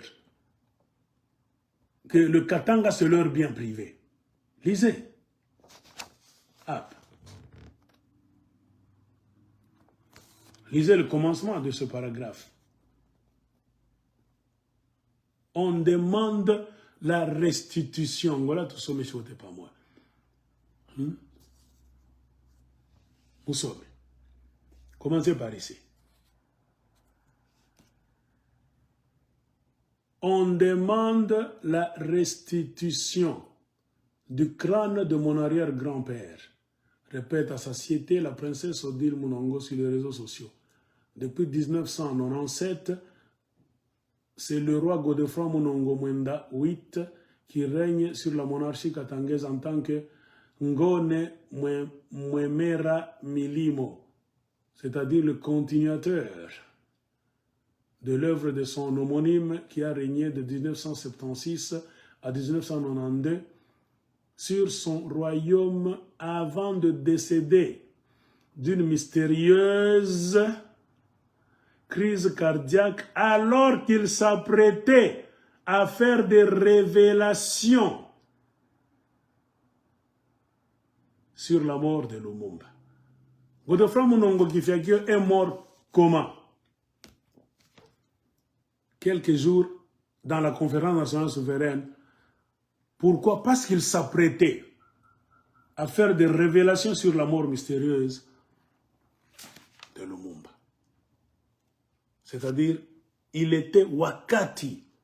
Il connaissait toutes les péripéties qui entouraient la mort de Lumumba. Il connaissait beaucoup de choses sur l'indépendance du Katanga, la chute même de l'indépendance du Katanga. C'est pour cela que Tshombe n'était pas connecté. Tshombe en fait était naïf. Tshombe avait tellement confiance. Il ne savait pas que beaucoup de gens jouaient double rôle.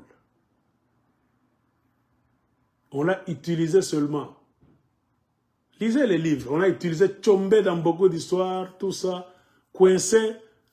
Le complot était déjà ourdi. Il s'est retrouvé dans l'avion là-bas, pas en Algérie, kidnapping. En Angam, Espagne. Allez simple. Et Mounongo est resté. Avec 2 autres Katangais. Soi-disant pour continuer l'indépendance de Katanga, mais n'ont pas continué ça. Ils ont remis le pouvoir à Kinshasa. Ils ont commencé à travailler avec Mobutu, de vrais potes. Jusqu'à ce que Mobutu, coincé par la conférence nationale souveraine, Mobutu a pleuré. Comprenez mon émotion. Comprenez mon émotion. Je ne suis plus président.